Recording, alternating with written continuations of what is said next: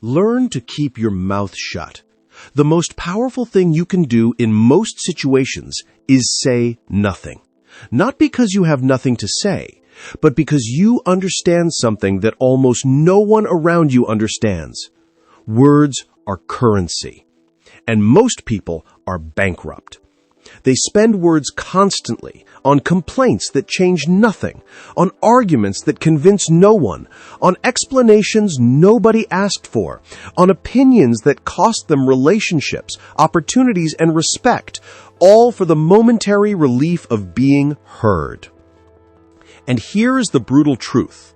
The loudest people in any room are almost never the most powerful people in that room. Power does not announce itself. It does not defend itself. It does not explain itself to people who have already decided not to understand. Power is quiet. Today, we are going to talk about one of the most underrated, most misunderstood, most transformative disciplines in all of Stoic philosophy. The discipline of silence. Not the silence of the defeated, not the silence of the afraid, not the silence of someone who has nothing to offer. The silence of someone who has chosen, deliberately, consciously, with full awareness, to keep their mouth shut. By the time this is over, you will never hear silence the same way again. The problem with talking too much. Let us begin with an honest diagnosis. Most people talk too much, not slightly too much, catastrophically too much. And they do not talk too much because they are foolish.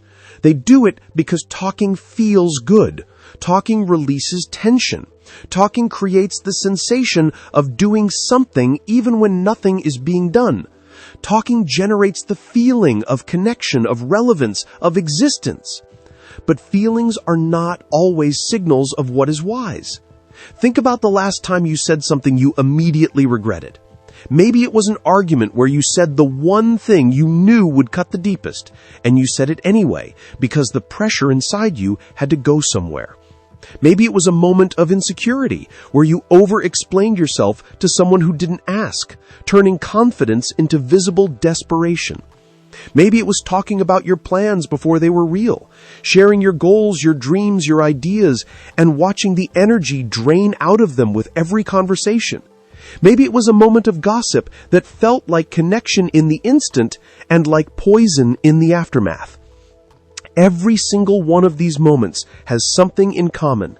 The damage was done with your own mouth. Not by an enemy, not by bad luck, by you. By the part of you that has not yet learned the discipline the Stoics considered foundational to wisdom. Know when to speak. Know when to be silent. And understand that the second skill is rarer and more valuable than the first.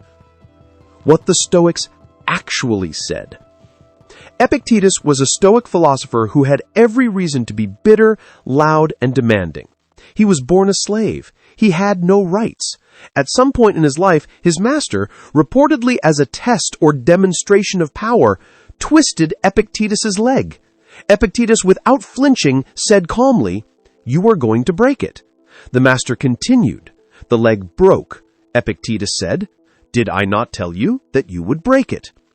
This man, who had experienced violence, servitude, and the complete absence of external freedom, became one of the most influential philosophers who ever lived. And one of the things he taught most insistently was this: we have 2 ears and 1 mouth, so that we can listen twice as much as we speak. He understood something from the inside out. The person who cannot control what comes out of their mouth has no true freedom, regardless of their external circumstances. And the person who masters silence becomes free in a way that no chains can undo. Marcus Aurelius, writing only to himself, returned again and again to the discipline of restraint in speech. He wrote, "If it is not right, do not do it. If it is not true, do not say it." Read that again. If it is not true, do not say it. Not just lying, though obviously that, but the broader category. If what you are about to say is not true in the deepest sense, true to your values, true to the moment, true to what actually matters, then close your mouth. Seneca wrote extensively about the danger of aimless conversation. He observed that people who spend their time in constant chatter rarely spend time in genuine thought. And without genuine thought, action becomes reactive, life becomes shallow, and the person who could have been wise becomes instead merely loud. He wrote, "Retire into yourself as much as you can, not as escapism, as discipline, as the practice of a person who understands that the most important conversations you will ever have are the ones that happen in the silence of your own mind." Why silence is power. Let us talk about power in a very practical sense, because some of you are reading this and thinking, but if I stay quiet, people will walk over me. If I don't speak up, I'll be invisible. If I hold back, I'll lose. This is the voice of someone who has confused volume with strength. Watch the most formidable people you have ever encountered. Not the most performative, not the most dramatic, the most genuinely powerful. Notice how they speak. They speak less than the people around them. When they speak, the room changes, not because they have some magical quality of voice, but because what they say is chosen. It is considered. It is not reflexive or impulsive or driven by the need to be heard. And here is the deep mechanics of why silence creates power. When you speak less, each word you speak carries more weight. When you do not fill every silence, other people feel the need to fill it, and they reveal themselves in what they say. When you do not immediately defend yourself against every accusation or criticism, you communicate that you are not controlled by others' opinions. And the person who is not controlled by your opinion is the most difficult person in the world to manipulate. When you do not share everything you know, you retain what the strategist Robert Greene called the element of concealment. The person who has revealed everything has no mystery. The person with no mystery has no power to command attention and consideration. Silence is not emptiness. Silence is a container. It holds what you have not yet spent. And the person who has not spent everything is the person others cannot predict, cannot control, and cannot dismiss. The 7 situations where you must stay silent. Now we move from philosophy to practice, because knowing that silence is powerful is not the same as knowing when to deploy it. And the Stoics were nothing if not practical. They did not want you to be passive or avoidant. They wanted you to be strategic, intentional, and disciplined. Here are the 7 situations where keeping your mouth shut is not weakness, but wisdom. When you are angry. Anger is the emotion most likely to make your mouth your worst enemy. When you are genuinely angry, your ability to think clearly is compromised. The part of your brain responsible for nuance, consequence, and long-term reasoning has been partially hijacked by the part responsible for immediate survival response. In this state, you will say things you cannot unsay. You will speak in a way that does not represent who you are at your best. And the damage will outlast the anger by months, years, sometimes permanently. The Stoics had a specific practice for this: delay. Not forever, not passive avoidance. Simply, do not speak until the heat has passed. Seneca wrote that when he felt anger rising, he would make himself wait, not to suppress the anger, but to allow enough time for his reason to re-engage, so that if he chose to speak, the words would be chosen rather than expelled. There is almost nothing you need to say in anger that cannot wait 20 minutes. And in 20 minutes, most of what you were going to say will either be better said differently or not worth saying at all. When you are about to explain yourself to someone who has already decided. This is one of the great time thieves of human interaction. There are people in your life and people you will encounter who have formed a conclusion about you, about your choices, about your character. And no amount of explanation, evidence, or eloquence will change that conclusion. They have decided, and the decision gives them something they need. When you encounter the situation and your reflex is to explain, to clarify, to make them understand, pause. Ask yourself, even if I say everything perfectly, will this person be moved? If the honest answer is no, then you are not about to have a conversation. You are about to perform for an audience that has already reviewed you and closed the curtain. Your dignity is not in winning that audience. Your dignity is in recognizing that their approval was never the point. Close your mouth. Let your actions be the argument. Time has a way of making the truth visible that no words can accelerate. When you are tempted to share your plans, this is one of the most important things you will hear if you are someone who creates, builds, or works toward meaningful goals. There is a psychological phenomenon that researchers have documented extensively. When you tell people about your goals, your brain experiences a version of the satisfaction that comes from achieving those goals. The social acknowledgement, the encouragement, the identity of being someone who is going to do something, it delivers a partial reward. And partial rewards reduce motivation. The Stoics understood this intuitively. They counseled doing before speaking, building before announcing, completing before celebrating. Marcus Aurelius, who had unlimited audiences available to him, who could have made every decision into a proclamation, chose to think in private, to process in private, to refine in private, and then to act. Your goals are not made real by speaking them. They are made real by doing the work, in silence, until there is something worth showing. Keep your mouth shut about what you are building until it is built. When someone wants to pull you into their drama, every social environment has people who organize their emotional life around conflict, crisis, and chaos. Not because they are evil, but because drama creates stimulation, and stimulation fills the void that genuine meaning would otherwise need to fill. These people are not your enemies, but their chaos is not your home. When someone presents you with their drama, the offense they have taken, the battle they are fighting, the sides they need you to choose between, you have options.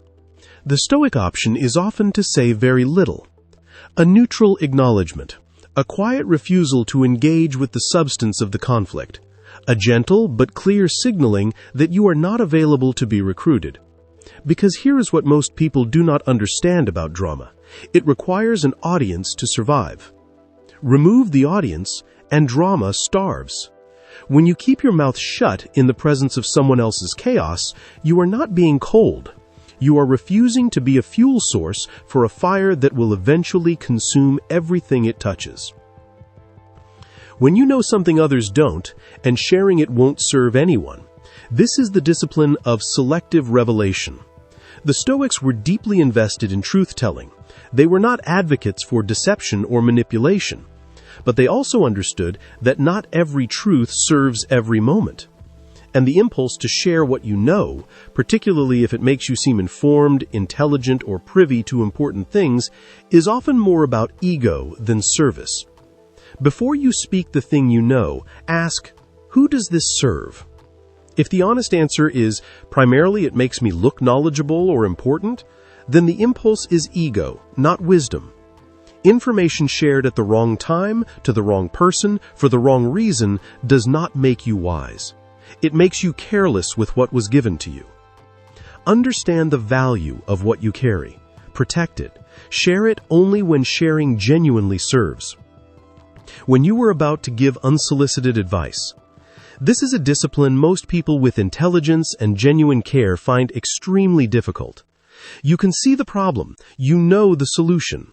The person you love is standing in front of you, making a decision you can see will cost them, and they have not asked for your input. The Stoic counsel here is hard but true. Wait until you are asked. Unsolicited advice, however wise, is almost never received as wisdom. It is received as judgment. It communicates, beneath the surface, that you do not believe the other person is capable of navigating their own life. And that message, even when completely unintentional, damages trust rather than building it. The painful irony is that your silence in these moments is often the thing that eventually earns you the right to be heard. The person who never pushes their perspective becomes the person others seek out when they are genuinely ready to receive it. When you have already made your point, Say the thing once, say it clearly, say it well, and then stop. The compulsion to repeat, to elaborate, to come at the same point from 17 different angles, this does not strengthen your position. It weakens it. It signals insecurity. It communicates that you are not confident the point landed, and that uncertainty makes others uncertain as well. The most persuasive people in any room are those who make their case and then go quiet. They let the idea sit. They trust it, and in that trust, they communicate something that repetition never can. I believe what I said. I don't need to perform belief. The idea can stand on its own. Say it once, then silence. Here is what most people miss when they discover the power of silence. Silence is not just the absence of speaking. It is the presence of listening. And listening is the most undervalued intelligence in human interaction. When you genuinely listen, not waiting for your turn, not preparing your response, not evaluating and categorizing in real time, you receive information that most people around you never receive. You hear what is actually being said, not just the surface meaning. You hear the emotion underneath the words. You hear the hesitation and the confidence. You hear what is being avoided as much as what is being offered. You hear the person's real concerns beneath their stated ones. This is not manipulation. This is attunement. It is the Stoic practice of genuinely engaging with what is real, rather than with the story you are already telling about what is happening. Epictetus taught his students that wisdom begins with accurate perception, and accurate perception of another human being requires that you shut down your own transmission long enough to receive theirs. When you become a genuine listener, something remarkable happens to your relationships. People feel understood in a way they rarely experience, and the person who makes others feel genuinely understood becomes, over time, one of the most trusted and valued people in any room. Not because they said all the right things, because they listened in a way that made others feel real. What silence reveals about you? There is a test that most people do not know they are taking. Every time you are under pressure, every time something goes wrong, or someone challenges you, or the situation becomes uncomfortable, the way you handle your mouth reveals your character more completely than almost anything else. The person who lashes out when criticized reveals that their self-image is fragile and defended by attack.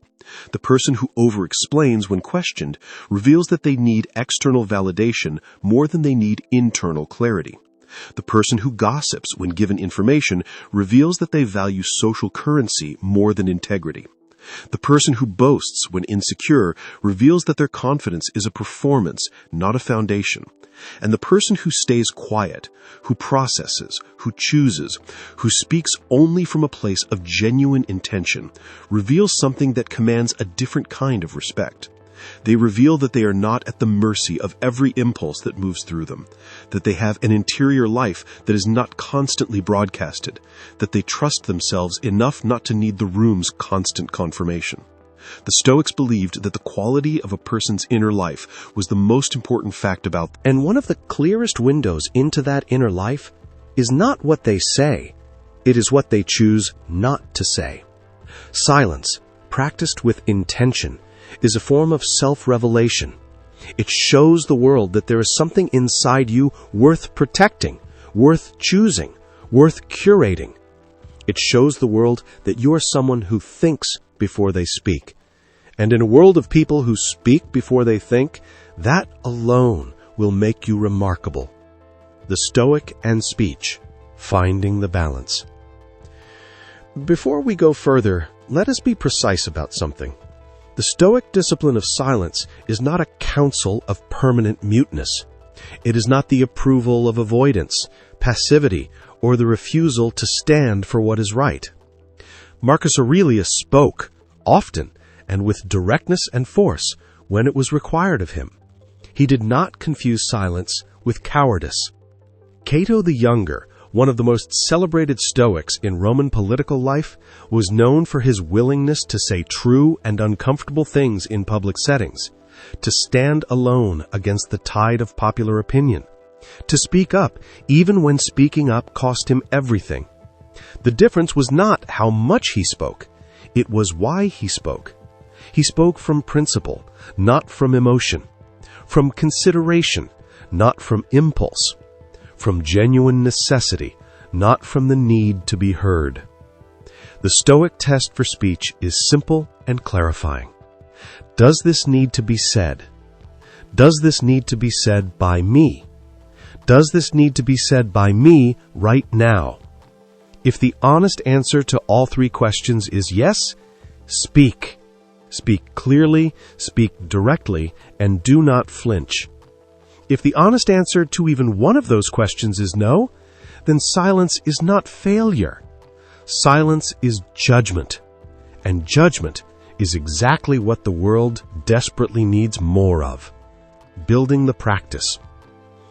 Silence, like every Stoic discipline, is not something you understand once and then possess forever.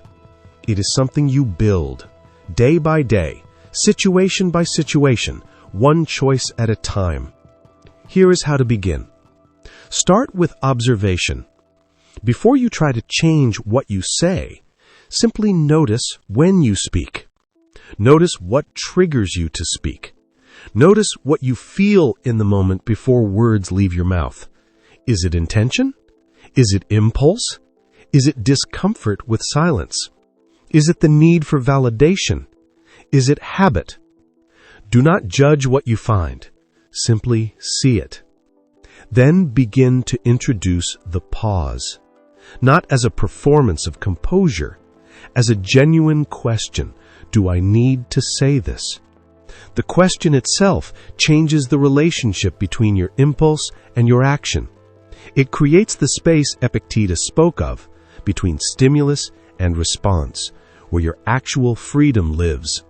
Begin to practice with the lower stakes moments, the unnecessary comment, the reflexive opinion about something that does not affect you, the joke that comes at someone else's expense, the oversharing in a conversation where listening would have served everyone better. These small practices accumulate into a different kind of person. Not overnight, but over months, the person who chooses their words begins to find that their words carry more weight, their presence carries more calm, and their relationships carry more depth. And then, eventually, you will find yourself in a high-stakes moment. An argument, an accusation, a provocation, a temptation to speak from your worst self. And you will pause. And the pause will be real because you have been practicing it. And in that moment, you will understand something in your body that no philosophy can fully convey in words. The most powerful thing you did today was the thing you chose not to say. The world needs your silence as much as your voice. I want to close with something that cuts against the current of almost everything culture tells you right now.